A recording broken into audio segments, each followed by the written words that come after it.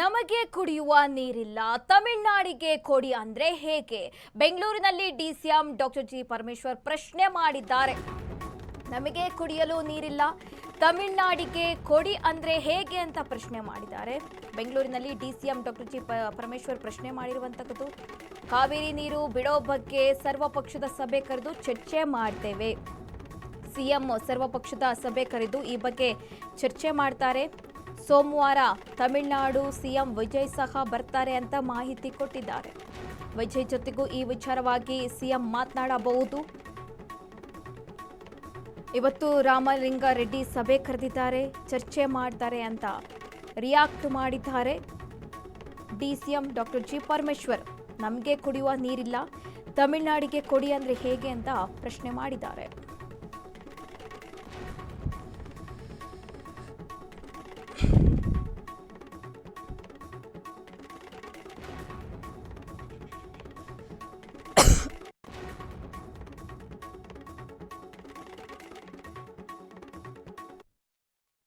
ಇಂಥದ್ದೇ ಸಮಸ್ಯೆಗಳು ಬರುತ್ತೆ.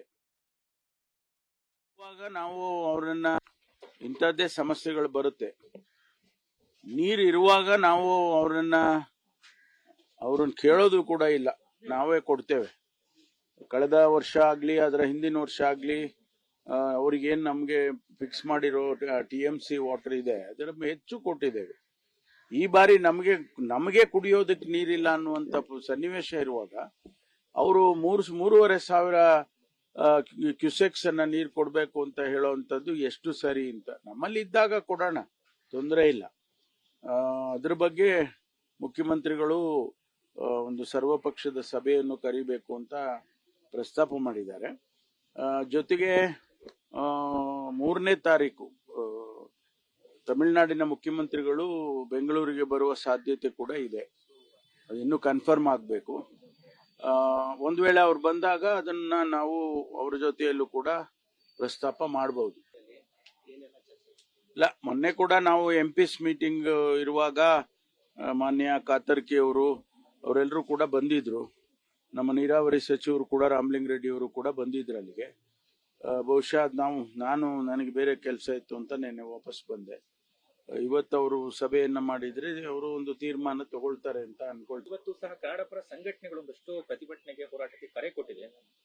ಇಲ್ಲ, ಸ್ವಾಭಾವಿಕವಾಗಿ ಅವರು ಮಂಡ್ಯದಲ್ಲಿ ಮತ್ತು ಸುತ್ತಮುತ್ತ ಎಲ್ಲ ಪ್ರತಿಭಟನೆಗಳನ್ನ ರೈತ ಸಂಘದವರು ಮತ್ತು ಬೇರೆ ಬೇರೆ ಸಂಘದ ಸಂಸ್ಥೆಗಳು ಮಾಡ್ತಾರೆ.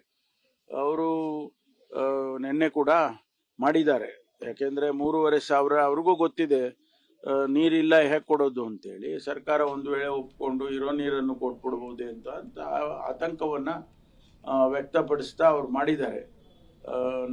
ನಾವು ನೋಡೋಣ ಏನು ಅಂತಿಮವಾಗಿ ಏನು ಸರ್ಕಾರ ತೀರ್ಮಾನ ತಗೊಳ್ಬೇಕು.